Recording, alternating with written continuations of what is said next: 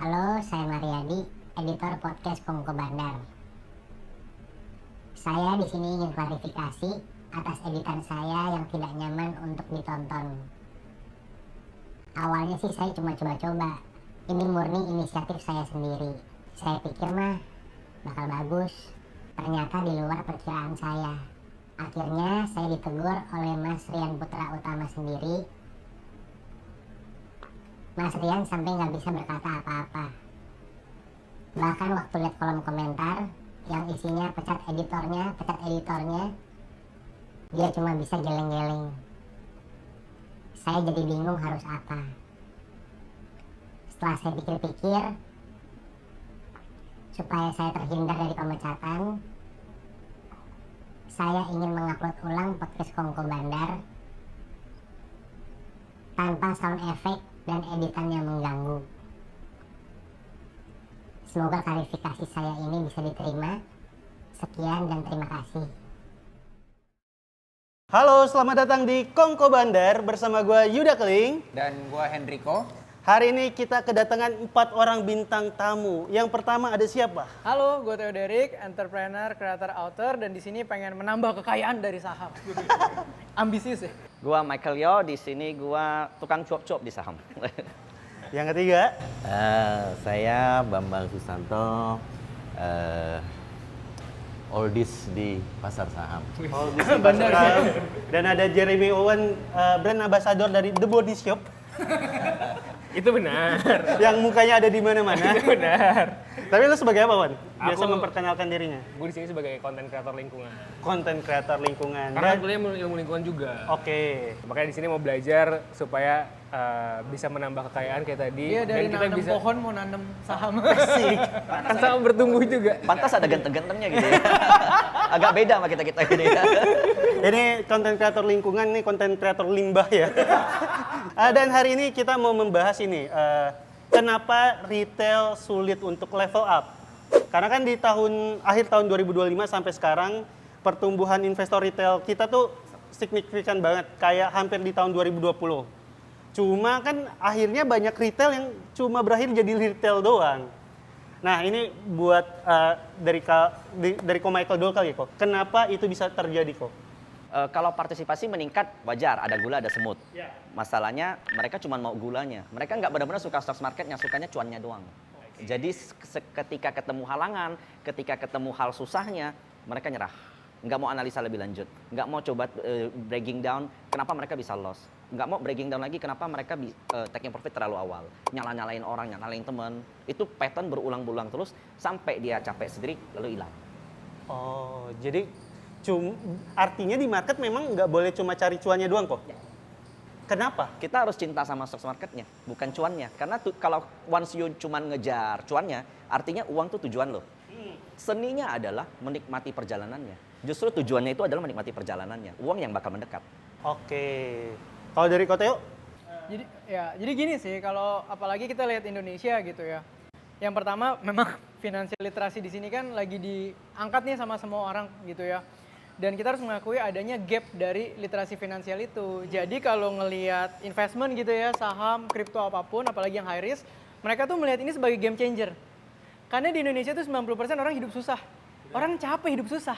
Begitu dikasih mobil sama kayak instan, naik langsung. Dopaminnya Ini nih yang ternyata harus gue fight semuanya, jual rumah tetangga semua ini. Jangan rumah Jual tangga rumah dong. tetangga beliin lagi yang lebih gede gitu. Nah jadi sedangkan teman-teman tuh harus tahu bahwa yang namanya investasi itu adalah capital game dan tahap terakhir.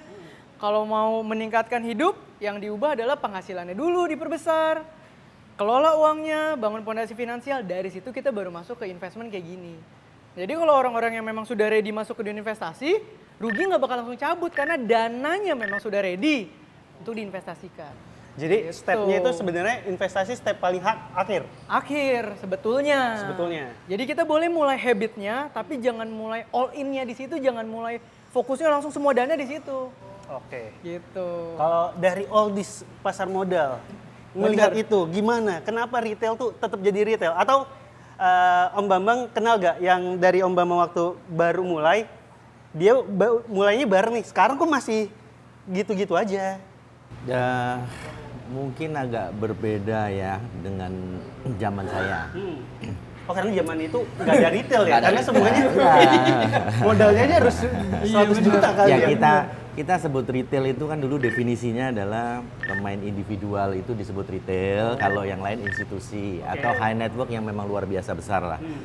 Nah, jadi mungkin agak berbeda lah situasinya, kondisinya dengan sekarang. Saya mungkin bisa ngomong kalau agak bertentangan dengan Theo nih, sorry Theo ya. Jadi kalau Theo bilang kan kerja dulu, penghasilan dulu, baru investasi. Sekarang itu si Rian aja 99% di saham ya, full investasi. Nggak bisa bayar e-tol. Nggak bisa bayar e-tol. Jadi ini trennya udah berubah semua. Ya, kalau kita lihat itu kenapa ramai sekali, karena sudah menjadi tren baru adalah main di pasar modal ini seperti pekerjaan, sudah bukan investasi. Udah cari penghasilan di pasar modal nih. Ini yang retail kecil. Mungkin yang dibicarakan Theo tadi yang lebih levelnya medium ke atas lah. Nah itu kalau yang medium ke atas betul. Dia harus kerja dulu, harus punya penghasilan baru investasi.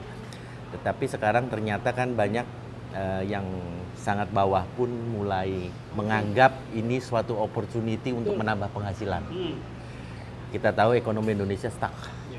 Yang rame cuma tambang sama sawit aja lah, ya, sama mungkin yang bisnis-bisnis begini ya kayak kamu nih, nah, top semua nih, ya kan? Tapi yang real bisnis stuck, semuanya sulit. Nah ini jadi satu alternatif sekarang.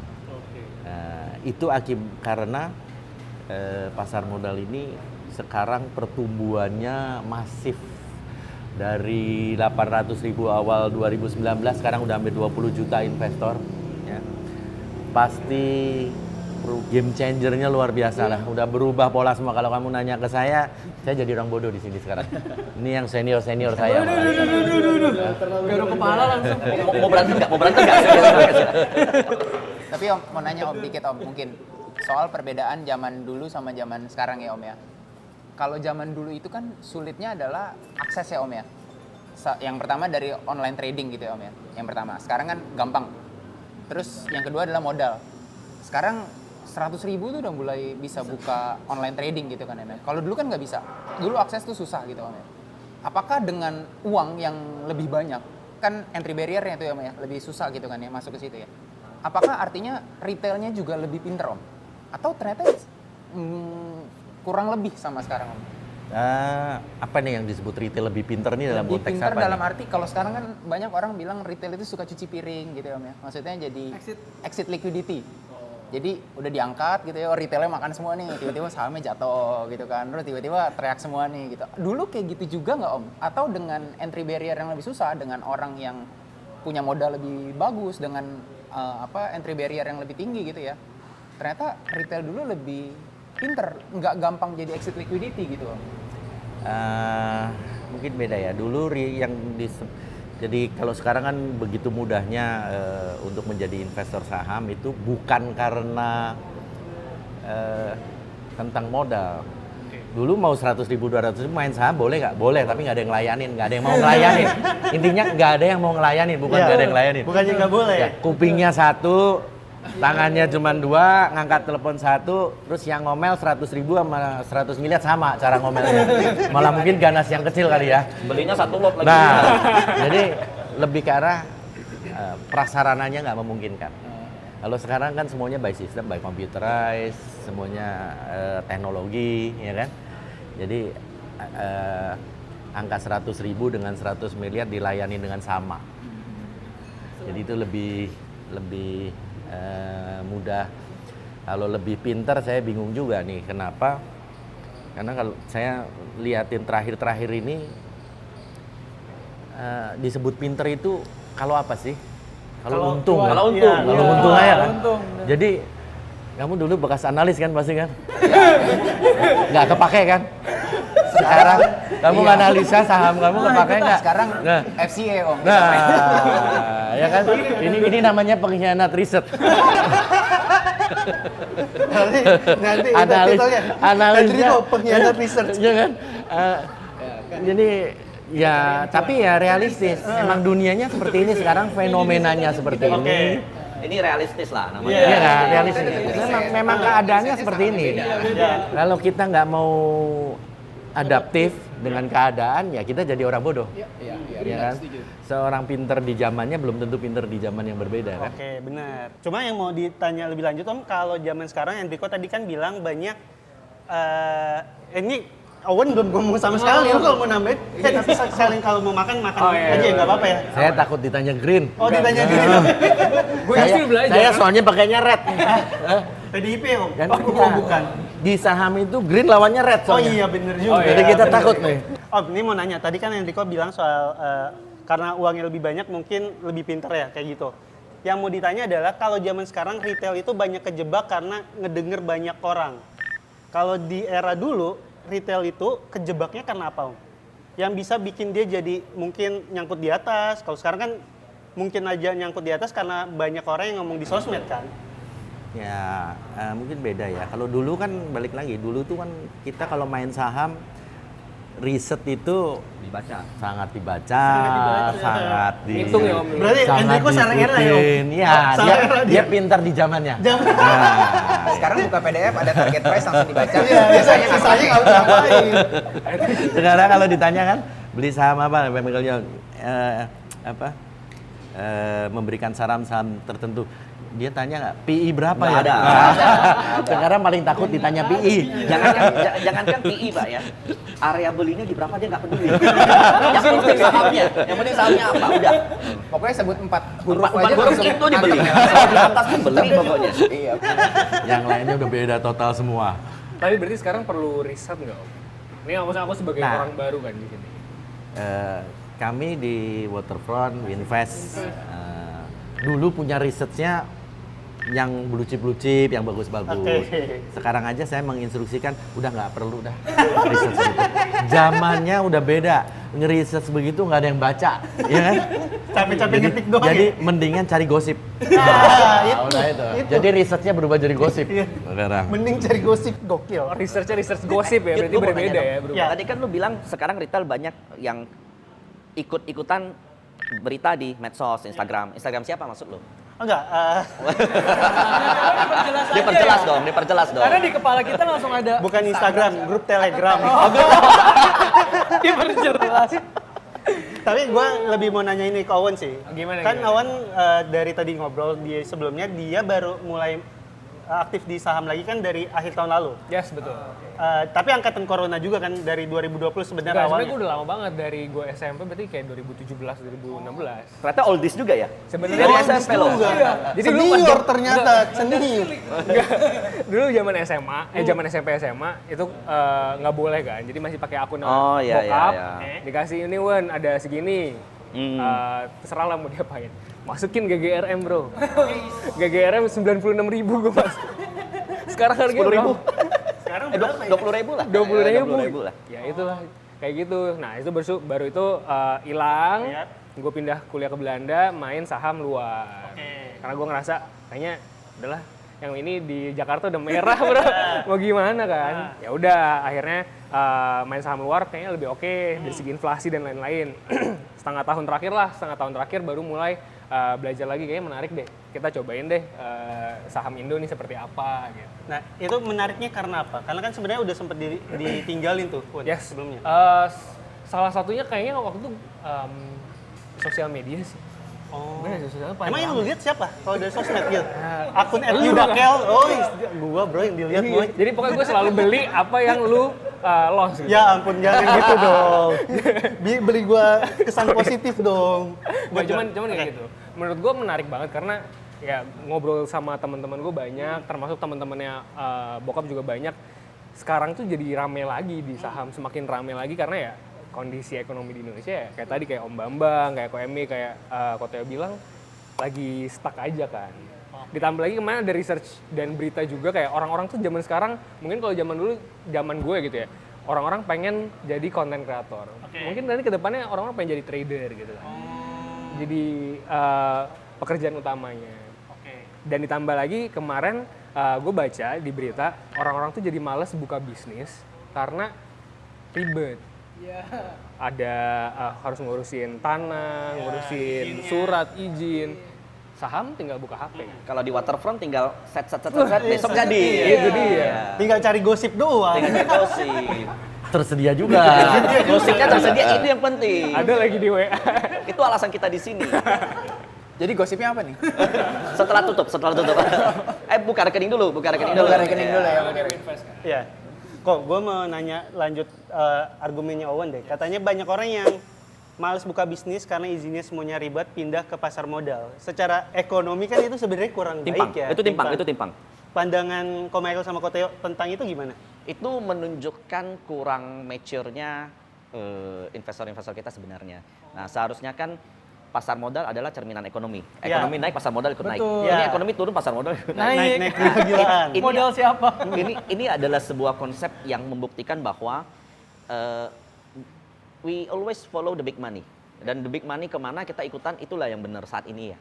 Nah itu alasan tadi Pak Bambang bilang kenapa riset saat ini nggak kebaca, karena herding behavior di market itu semakin lama semakin tinggi. Ya, itu alasan kenapa kayak big money-nya kemana, harganya bergerak. Orang beli emas, orang beli silver naik. Tanpa fundamental pun yang penting big money-nya ke situ. Nah, ini sekarang semua big money, bukan ya big money juga, dari usaha orang nggak mampu, deposito dicairkan, masuk ke stock market. Nah, meskipun nggak terrefleks secara ekonomi, you want to take it or not, itu aja. Kalau kamu punya idealisme, kamu nggak ikut, you miss the opportunity. Tapi apakah itu sesuatu yang baik untuk jangka panjang? Untuk jangka panjang, tentu tidak.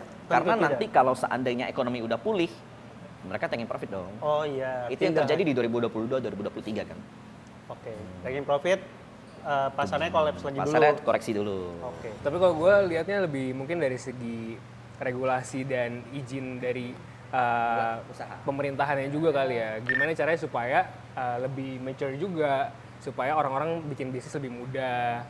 Investor-investor dari luar mungkin jadi lebih gampang buat masuk. Itu juga menurut gue perlu di Tapi nggak juga. baru diganti. Nggak juga.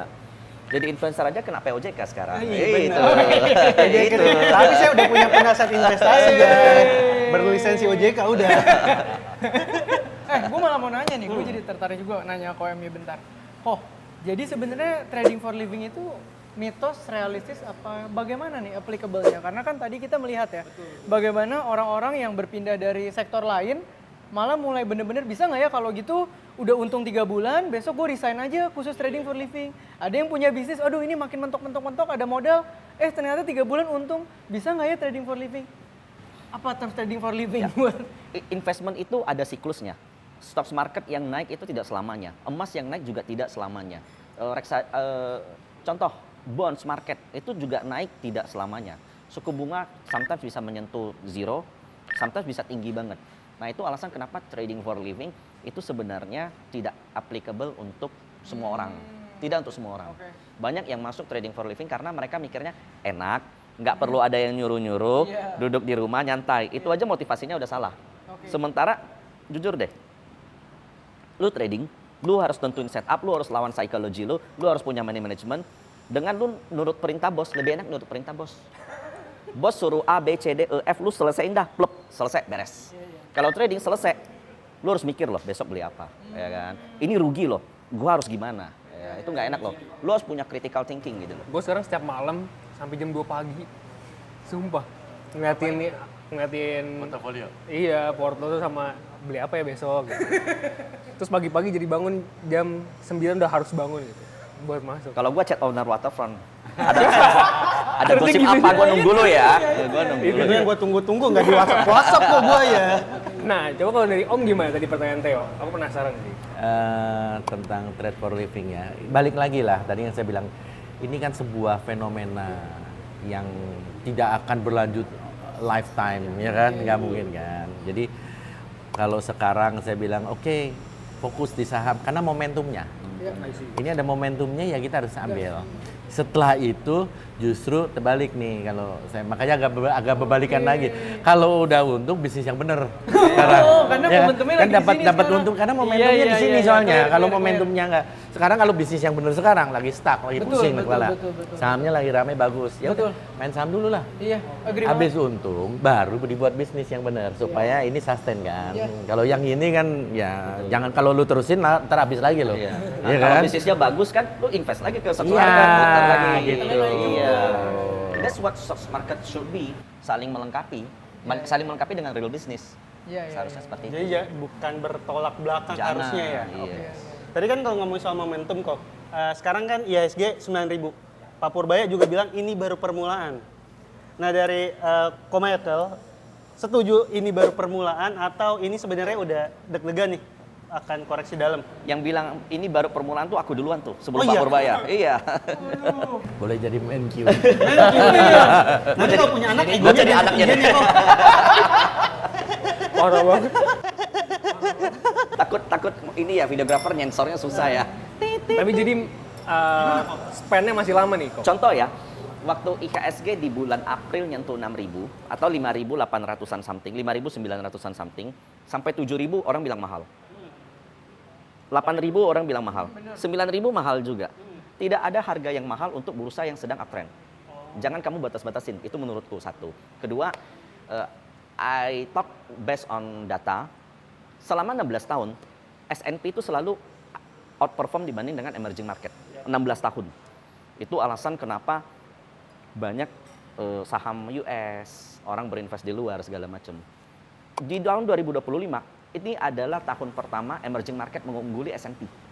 Setelah 6 tahun. 16 Setelah tahun. 16 tahun. Emerging market 24%, S&P 11,9%. Dan berdasarkan siklus biasanya minimal 5 tahun. Dan kita udah nunggu 16 tahun untuk kita perform daripada Minimal 5 tahun berarti dalam 5 tahun 36.000 kejadian? I think so. Oh, enggak 36.000 juga, tapi I think so 9.000 is not the up price. Oke. Itu poinnya. Dan kenapa ini bisa terjadi juga karena banyak yang bilang kayak gini, bursa Indonesia itu tidak ideal katanya. Iya. Nah, isinya DSSA, Iya. isinya TPIA, BRPT, Iya. market market-nya gede. LQ45 nggak kemana-mana. LQ nggak kemana-mana. Sekarang yang gerak LQ50 ya. Gocap naik semua. Gocap. Oh enggak, LQ di bawah 50.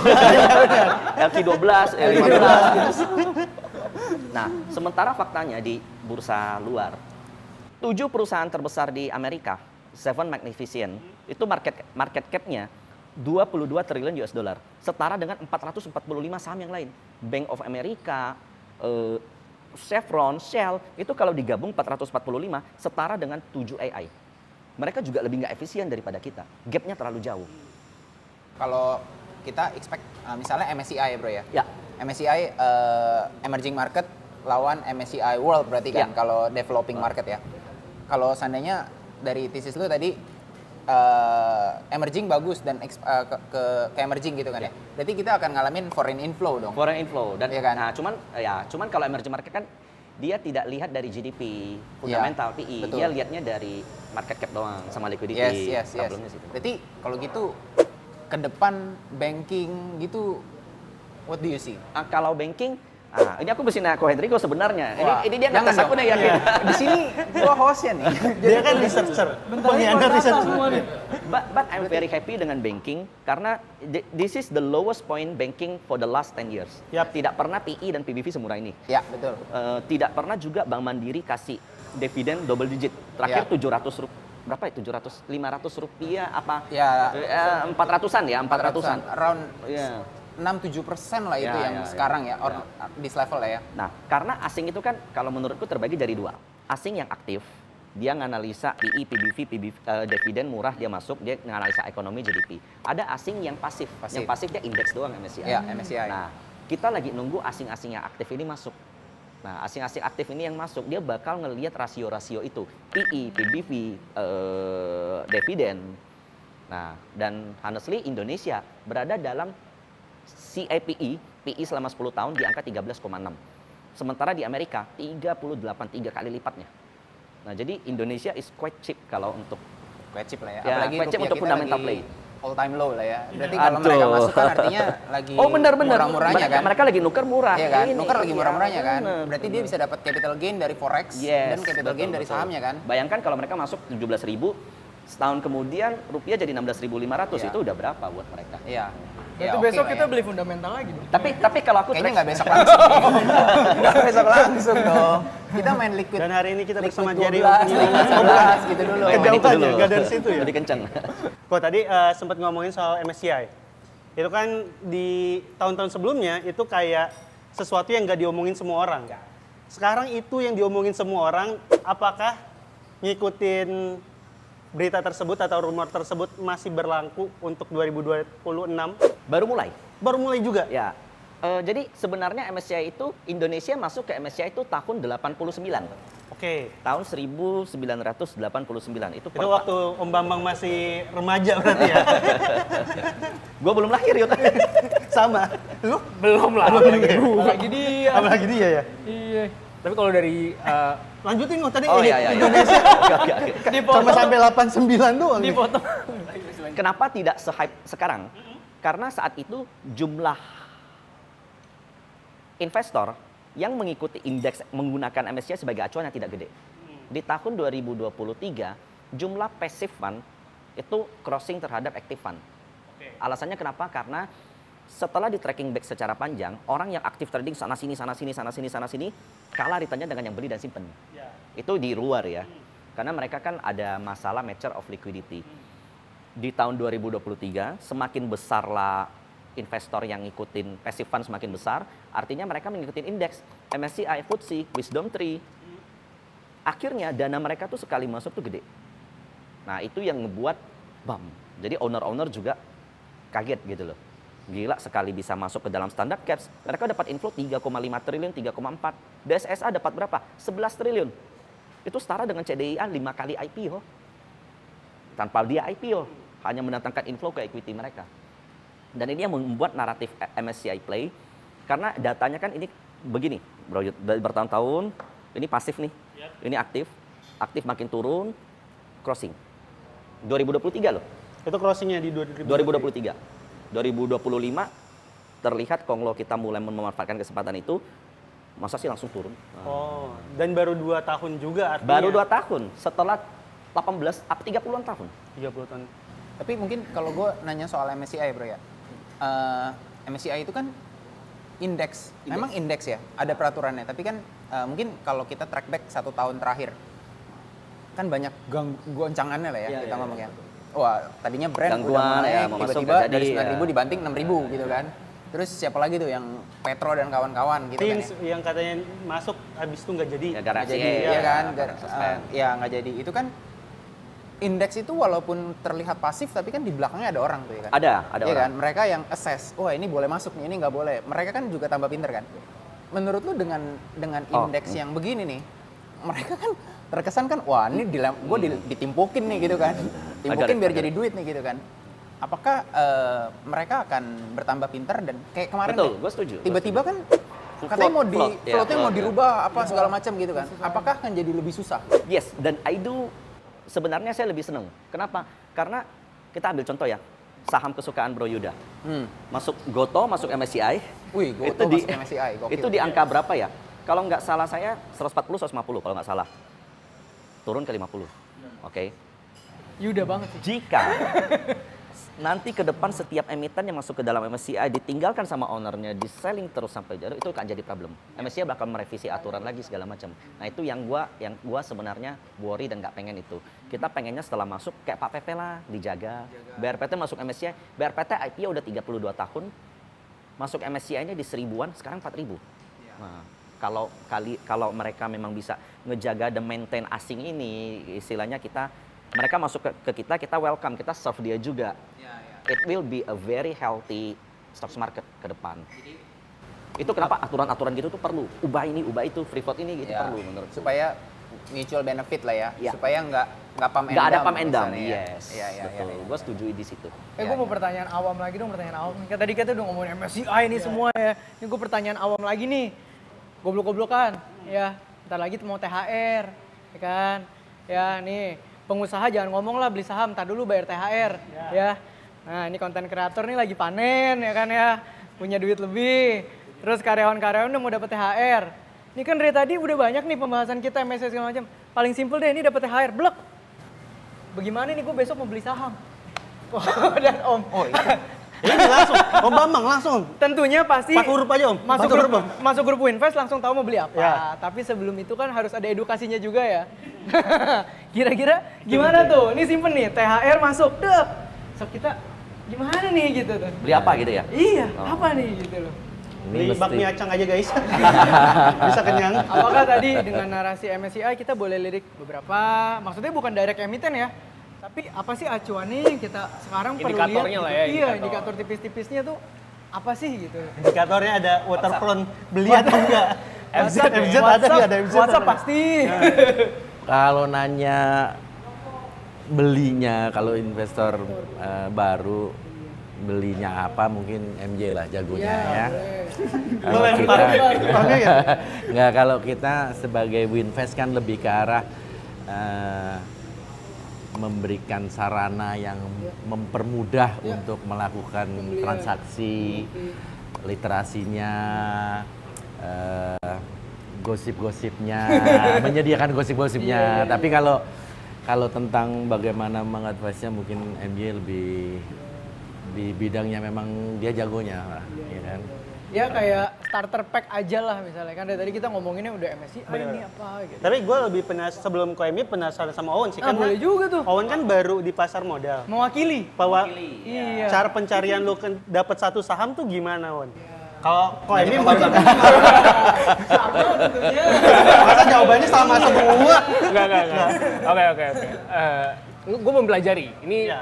Setelah gue hilang dari pasar saham di Indonesia, jujur gue belajar kan, banyak belajar. Akhirnya gue mempelajari, oke, gimana sih caranya? Pertama ya tadi broker flow, gue nontonin podcastnya KMY, lu gitu. Apa yang bisa dipelajarin dari omongan gue? Menurut aku itu penting sih, buat mungkin orang-orang baru juga kali ya. Kita perlu mempelajari dulu dan membiasakan dulu. Jadi dari awal jangan langsung, jebret gitu. Tapi berapa persen dulu dari slot yang kita punya buat kita nyobain, ngebiasain diri dengan pasar saham seperti ini.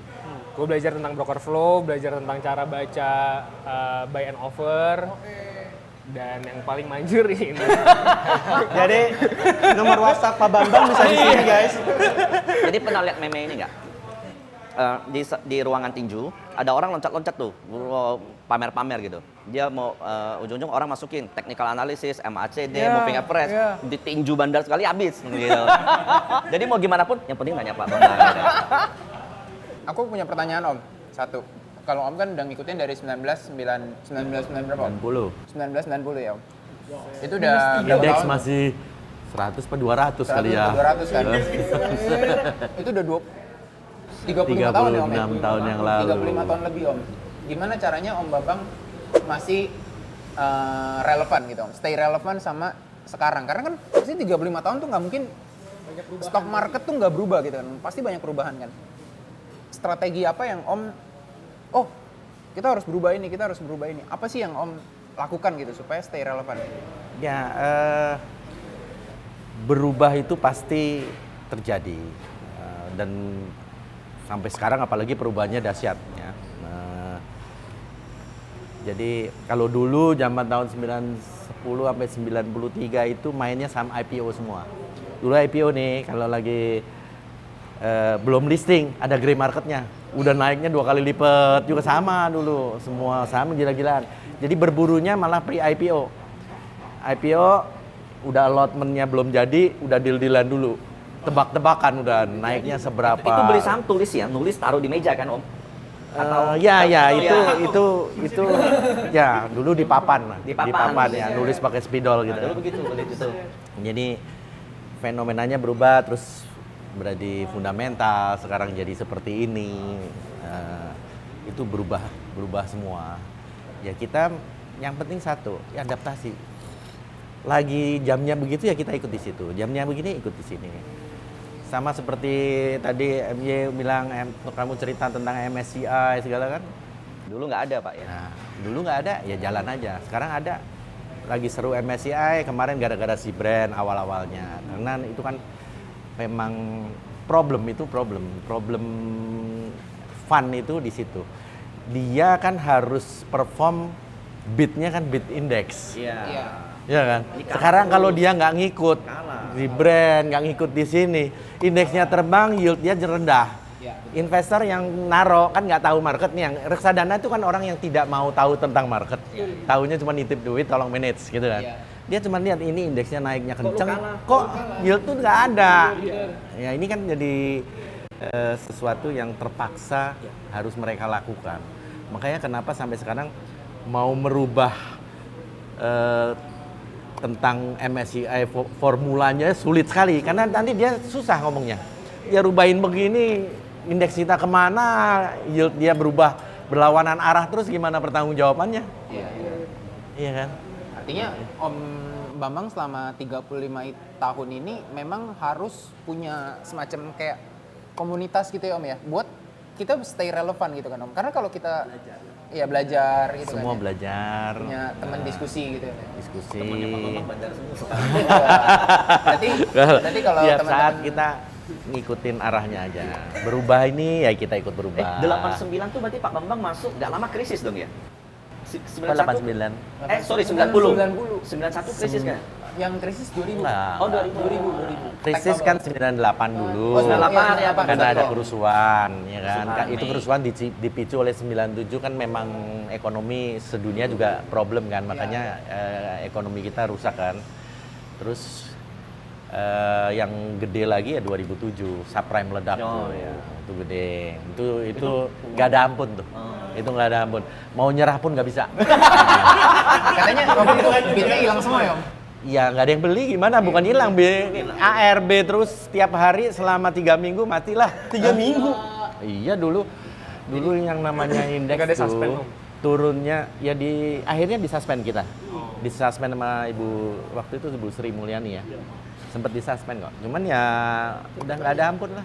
Tapi udah 3 minggu Karena turun dulu baru suspend. waktu itu di luar negeri itu juga disuspendin semua indeksnya turunnya. Jadi itu subprime tuh 2007 tuh. 2008 Lehman Brothers jatuh. Jadi berturut-turut tuh. Dulu teman saya cerita Om, 2020 kan kita kan saya masuk 2017, pertama kali crash kan 2020 ya. Keringet dingin kan. 7%, kan keringet dingin. Terus ketemu senior, dia bilang, "Oh, lu belum ngerasain 2007," katanya. Itu dengkul gemeter. Nggak ada berhentinya. Orang bilang kan, lu masih selama ada beat bisa ke cut loss mah hajar aja gitu. Ini beatnya aja nggak ada katanya. Iya. Habis semua lah waktu itu. Berarti Yuda nggak ada apa-apanya nih? Belum nih. belum nih tuh. Itu salah nyangkutnya Kalau super duper kalau nyangkut belum itu ya. mengalami 2007 jangan bilang wah market sudah pernah menyusahkan. Nah, belum. Siap subuh. Siap subuh. Semoga sun ya. Nggak boleh ya. Jangan ya. Jangan dong. Baru masuk. Om, tapi mau nanya deh. Setelah 2007, abis itu kan 2002, sekarang udah 36 tahun, 35. Masih ada loss-nya gak sih di pasar modal? Atau udah cuan terus gitu? Maksudnya dengan waktu segitu lama di pasar modal, buat kayak yang udah 35 tahun tuh gimana Om? Ya itu kan proses ya. Saya kan belajar dari proses. Awalnya pasti juga sama lah, nggak ngerti asal main aja lah. Ya, itu pasti loss Terus lah. mulai belajar, akhirnya pernah saya bicarakan cintailah cut loss. Karena intinya cintailah cut loss itu apa sih? Mengamankan posisi kita aja. Karena kalau you pegang beli saham terus turun, kita berharap itu naik dan ternyata nggak naik-naik atau bahkan makin turun, kita akan kehilangan opportunity saham yang lain. Apalagi zaman sekarang, sahamnya tiap hari geser, ya kan?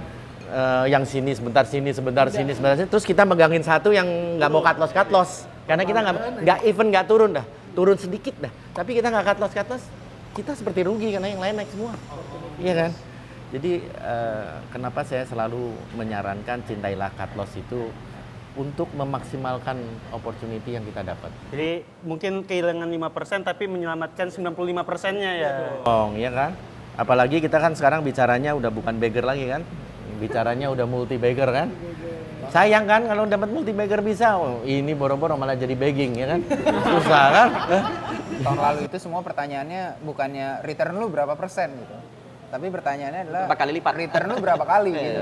Luar biasa. Berubah. Iya, berubah. Semua berubah semua. Zaman dulu kita kalau saham kita di suspend stres. Waduh, stres. Sekarang suspend. Waduh, sahamnya naik banyak nih pasti di suspend. Setelah open nanti kenceng lagi nih. berapa bulan lalu atau berapa tahun lalu masuk FCA itu dimaki-maki Om. Sekarang katanya masuk jalan tol itu. Nah, makanya. 10% tiap hari. Ko Michael, lanjutnya tadi, dulu tuh FCA dimaki-maki. Pandangan Ko Michael terhadap saham-saham yang sekarang ada di FCA itu memang sebagai sebuah kesempatan atau gimana kok? Just a plenty of people yang bisa memanfaatinnya. Nah, problemnya adalah ketika suatu saham masuk ke FCA, likuiditasnya hilang. Nah, karena begitu lu suspend, kemudian lepas FCA, selama itu dimiliki retail sebelumnya mah kita happy-happy aja. Tiap hari naik 10%, kali 7, 100% kurang lebih. Nah, problemnya adalah asing tuh nggak seneng dengan yang begitu. Kalau dia udah masuk ke indeks, nggak boleh tuh suspend FCA. Dia bakal keluar, contohnya TINS. If you want the end goal to index atau to foreign, pas mendekati itu udah nggak boleh lagi suspendan. Di awal-awal masih boleh lah. Awal-awal ngegas nggak apa-apa lah ya. Silakan, kita happy. Sekarang jaga-jaga dikit. Jaga-jaga. Ini gue mau nanya ke Koteo sama Owen sih. Lagi ada rame kasus ada orang yang dipolisikan gara-gara dia nge-call sebuah saham. Gara-gara nge-call atau ngasih rekomendasi Apa dulu? kripto. Oke, ya. Karena kalau gue sejujurnya kayak kurang setuju. Kok rekomendasi tuh bisa dijadiin sebuah laporan polisi gitu. Gue gak ngikutin kripto lagi. Oke, jawabannya bagus. Owen. Gue Nggak ngikutin? cuman gue cukup setuju sama lo. Kayak maksudnya kalau misalnya direkomendasi, gue gak tahu ya case-nya seperti apa yang ini. Cuman kalau misalnya emang itu adalah rekomendasi, ada disclaimer-nya dan lain-lain, ya harusnya your own risk gak sih? As an investor kan kita juga mau untung pun juga at your own risk. Jadi kita harus riset sendiri, kita harus cari tahu sendiri ya. At the end yang ngeklik itu kan kita sendiri gitu. Kalau Koteo, Jadi gini sih sebenarnya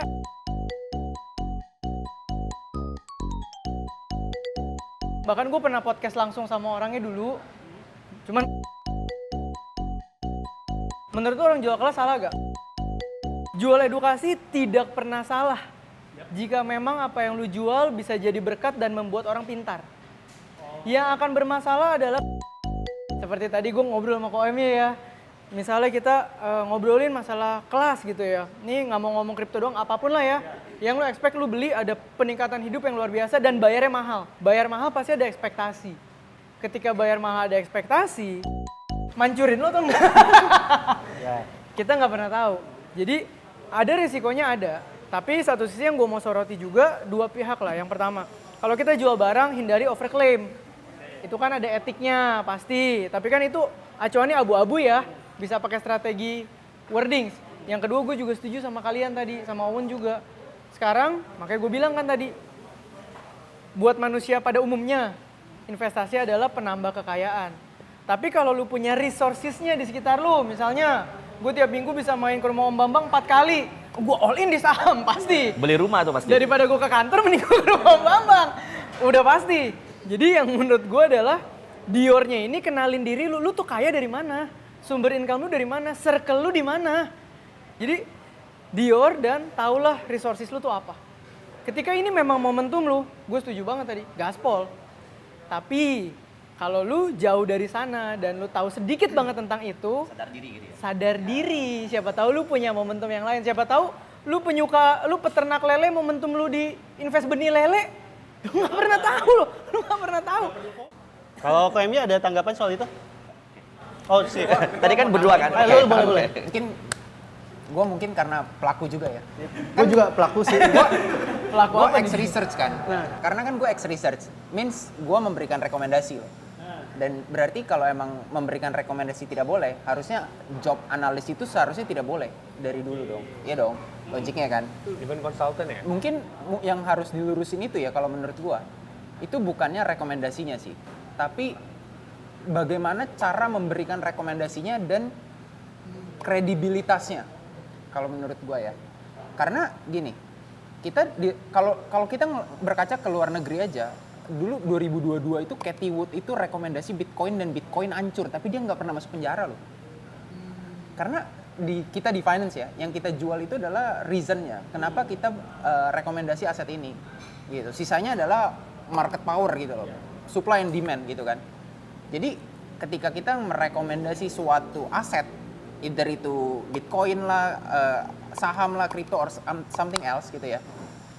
Kenapanya itu harus dijelaskan dan resikonya itu harus dijelaskan gitu loh.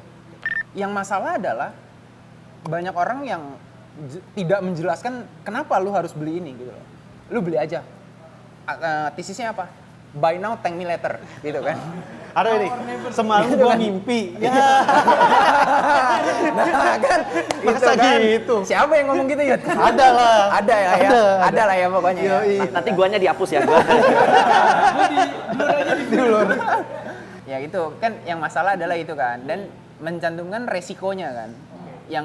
Yang terjadi adalah gitu, dan yang jadi masalah kedua adalah kayak yang tadi kita ngobrol awal-awal bro, banyak yang ngebaca atau yang menerima rekomendasi itu nggak peduli, cuman ngelihat lu Target suruh beli price. apa, Iya. iya kan, even not target price tuh kalau sekarang kan, Nah, bang sahamnya aja. beli apa, bro Emi yang ngetik apa, oh 4 hurufnya ABCD, oh ya udah, buy, padahal maksudnya dia ABCD sell ya, dia buy, Kecepatannya. kecepetan kan, itu yang maksud gua jadinya salah kan, terus yang jadi masalah terakhir adalah ketika salah, rugi, marah-marah kan. Nah ya itu kan menurut gua adalah miskomunikasi ya, yang harusnya apalagi dengan segala macam marketing gimmick gitu kan, jadinya semuanya itu tidak ibarat dari kuping tuh nggak ke otak gitu loh, dari kuping langsung ke jari.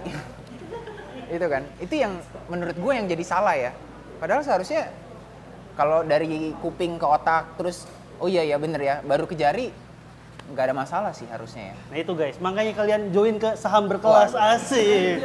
Atau project tidak miskin juga boleh. Kok jadi promo. Ini testimoni nih ya, gua ikut loh saham berkelas. Hey. Kok project tidak miskin ikut? Belum. Biar gue jadi testimoni. Ntar gua pikirin ya, Jod, ya. Ntar Ntar gua pikirin sama ya, gue. Tadi cerita kan, kuping ke otak, baru ke tangan kan. Sekarang yang Kalau untung sekarang- justru kuping yang ke tangan soalnya masalahnya. Iya, Kalau iya, yang ke kalau otak, sekarang ya ketinggalan udahan.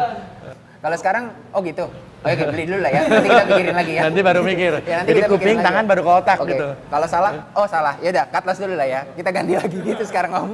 Kok ini gue mau lanjut lagi soal rekomendasi ya. Dan tadi Ko Bambang juga dari kuping langsung ke jari. Artinya kan lebih percaya narasi. Buat lu kok narasi itu harus dilihat juga sama chartnya atau percaya narasinya aja, chartnya belakangan. Sometimes dengan mimpi juga sih. Dengan mimpi juga. Itu kelebihan orang equity bro. Kalau lu nggak bisa bermimpi, lu orang bonds namanya. Wih, Keren. gila lu. Karena Karena orang fix. equity itu hidup dengan mimpi. Gila. Ada satu konsep dari Buddhis namanya ehipasiko. Ekipasi. Ehipasiko. Jadi Buddha itu pernah datang dan bilang gini, saya datang tidak untuk mengajar, saya juga datang tidak untuk menjadikan kamu muridku, tapi lihatlah saja apa yang saya sampaikan. Jika kamu merasa ini benar, ambil. Jika tidak, silakan. Nah itulah yang harusnya kita lakukan. Dimana dalam setiap narasi, Buddhis itu tidak mengajak kita untuk percaya buta, tapi untuk kita buktikan sendiri. Nah jadi kalau saya sebut satu narasi, ABC, contoh narasi Konglo Play, fundamental atau interest rate atau apapun itu, kita harus memvalidasi dengan kita punya ilmu sendiri, benar apa enggak. Buktikan sendiri.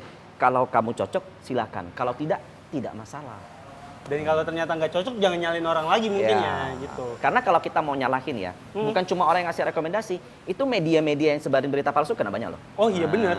Media itu kan yang berperan juga. Peran gede, lebih gede lagi daripada menurut saya ya. Itu karena itu megafonnya ya. Megafonnya, betul. Kalau saya mau nanya ini Om, kenapa kita podcast ini di bakmi acang? Ini bakmi kenangan saya. Jadi pada waktu saya kuliah di 84, kebetulan bakmi acang ini tempatnya persis di depan kosan saya. Dan saya kan dulu belum main saham, jadi nggak punya duit, gitu ya. Jadi kerjaannya tiap hari makannya ya bakmi aja, yang paling murah soalnya di situ. Dulu masih kan harganya berapa? Rp200 gitu. Sekarang ini berapa? 20.000 saya rasa sekarang, 20.000. Naik 100 kali lipat. Iya. Cari saham yang seperti itu. Tapi kalau bisa yang naiknya dalam 1 bulan. Iya. Itu sebabnya saya tadi nggak setuju kalau ini indeks bermulan. Ya, maksudnya ya. Kenapa saya setuju? Karena blue chipnya belum ada yang naik. Itu blue chip itu yang penggerak indeks semua soalnya itu nanti Mandiri, BNI, BRI nggak gerak. Pasti naik indeksnya kencang. Ya kan, jadi indeksnya pasti naik. Tapi apakah Anda mau beli Mandiri atau beli saham Dewa? Iya. Nah, itu pertanyaannya kan? Betul. Kalau Theo nggak dua-duanya, yang di Masalahnya bawah apa? itu. Ya, masalahnya kebiasaan kita kalau beli mandiri naik 30%-nya tunggu 3 bulan. Iya. Ya kan? Kalau beli yang tadi di bawah 50 1 hari, Bos. Udah 30%. Hidup gue udah berubah. 3 hari lah ya, Om. Paling lama 3 hari Iya. 10%. Oke, gue ada pertanyaan terakhir. Ini sebagai untuk pemula ya. Mau nanya ke lu dan ke semuanya. Oke. Gimana caranya untuk seorang pemula milih saham Om? Dan ke Koko dan ke yang lain juga. Waduh, pemula ya. Mungkin kalau Pix nanti yang ini lebih expert lah ya. Kalau pemula balik lagi, gue cuma mau make sure yang penting lo punya budget liquidnya dulu sih. Karena kalau tadi kita ngomong kan, misalnya cocokan kelas ini sama ini, misalnya cocokan rekomendasinya, ya kan gue harus coba dua-duanya. Kalau ada 3, ya kan gue harus coba 3-3-nya. Untuk coba ini kan kita butuh uang nganggur. Gitu loh. Jadi kalau misalnya uang nganggurnya bisa coba sini-sini kan kita bisa lihat, oh yang cocok yang mana, yang perform yang mana. Oh ternyata paling perform yang ini. Sorry dah, ini potong dikit ya udah mulai tambah sini. Ini potong dikit mulai tambah sini. Ternyata gue paling cocok rezeki di sini. Ya puternya di sini gitu. Tapi gue juga nggak bisa ngomong kayak, oh sekarang tiba-tiba baca laporan keuangan. Karena dulu gue baca. Akhirnya sekarang kalau ditanya, Theo pernah baca nggak? Nggak pernah, udah jujur aja gitu. Nggak pernah. Ada nggak sekarang mungkin beli saham banking juga? Ada. Buat apa? Pengaman porto aja. Bukan buat, iya, buat safety net aja gitu, bukan buat gainnya gitu. Jadi ya mungkin teman-teman dari sini juga bakal di Winvest akan banyak masukan, di tempat lain akan banyak masukan. Kalau dari gua, make sure aja lo pakai uang dingin yang memang sudah di spare untuk perkembangan kekayaan gitu. Itu aja sih. Nah kalau yang lain kan lebih expert lah masalah fix. Ya mungkin kalau pemula ya cari yang dividennya gede lah. Perbankan dividen gede, hampir double digit. UNTR mungkin gede, Astra mungkin gede. Nah tapi kalau kalian mau lagi ngejar momentum, apalagi kalau masih muda-muda ya. Nah boleh coba cari saham-saham yang memang, gimana ngomongnya, targetnya masih jauh lah. Ya, ya. Yang narasinya kuat mungkin ya kok? Ya narasinya kuat tapi harus ada dasarnya juga. Iya. Jangan cuma narasi doang. Iya. Ya, itu. Karena kalau narasinya kuat tapi fundamentalnya juga nggak ngikutin, akhirnya sahamnya jatuh-jatuh Jatuh juga. juga. Betul. Dari Om gimana Om? Yang pertama tentu saja mencari broker yang bisa menyediakan informasinya. Asik, cocok. Langsung jualan. Langsung jualan. Ya kebetulan kita Winvest sarananya sudah memungkinkan untuk itu, Asik. untuk belajar. Kalau nanya saham detailnya, ikut community-nya MJ. Iya. Ya. Yang nanti akan muncul di Winvest juga. Benar. Tapi gue ada satu pertanyaan terakhir deh. Ini ada yang lupa. Karena jadi penasaran sama Bapak Pak Bambang, mungkin kalau Michael Yo juga, mungkin Theo dan Owen juga bisa jawab kali ya. Karena orang tuh investasi di saham pengen punya penghasilan yang lebih. Gue rasa kayak Pak Bambang, Ko MY kan mungkin secara uang udah cukup. Michael Yo sama Owen mungkin juga. Kenapa masih mengejar? Kayak Om, kan udah cukup nih Om, berhenti aja kayaknya uangnya udah untuk hidup sampai anak cucu mungkin udah nggak akan habis. Tapi kenapa masih mengejar Om? Kalau semua pendapatnya kayak kamu, dunia ini nggak maju. Asik. Yang lain gak usah jawab, itu penutup aja. Itu udah bagus banget, itu bagus banget guys. Dor. Ini keren banget udah. Terima kasih yang udah selesai. Terima kasih yang udah nonton Koko Bandar. Sampai ketemu di episode kedua bersama gue Yuda. Gue Enrico. Dan 4 orang bintang tamu kita. Dadah. Bagus banget bos.